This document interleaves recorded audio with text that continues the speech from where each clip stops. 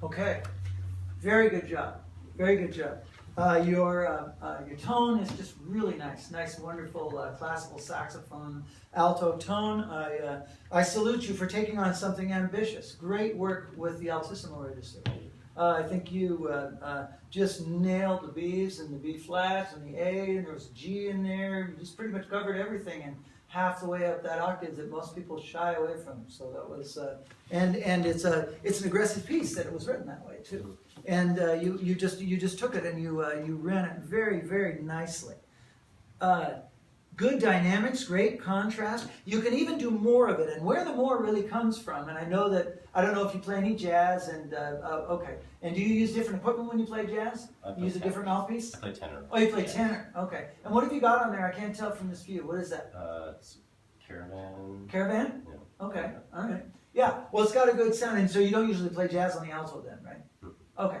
Well, what you can do, even more so, you got some nice dynamic contrast, and your pianos are here. It could even be more that you could get those fortes up a little more. When you've got a big statement, I mean, the altissimo's cut great. I mean, they're great. I'm not talking about anything there. And the fact that you even went through that and you did it with vibrato, it was just really marvelous. Some of the other even big statements on some of the palm keys can be bigger still.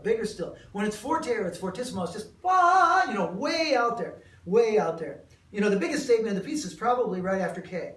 Where you're going to make that fortissimo on, and then you're again up in the stratosphere. But once you get down out of the stratosphere, then you still want to make it good and fortissimo. That's still fortissimo, all really over there through the entire statement until you decrescendo into the key change.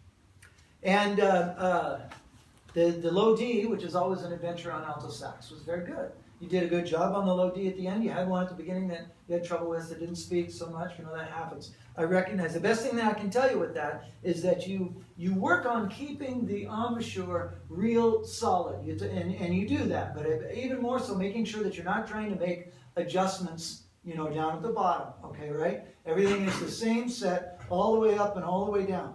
Okay, you're not playing three different saxophones, right? It's one saxophone with a big, long range. And you're doing just really excellent work.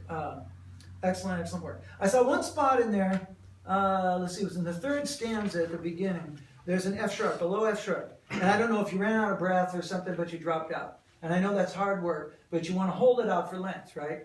Hold that da-da-da-da, 3, 4, 1, you know what I mean? Okay, so you gotta, and that's harder work, but that's what really brings out the last bit of really great music out of it.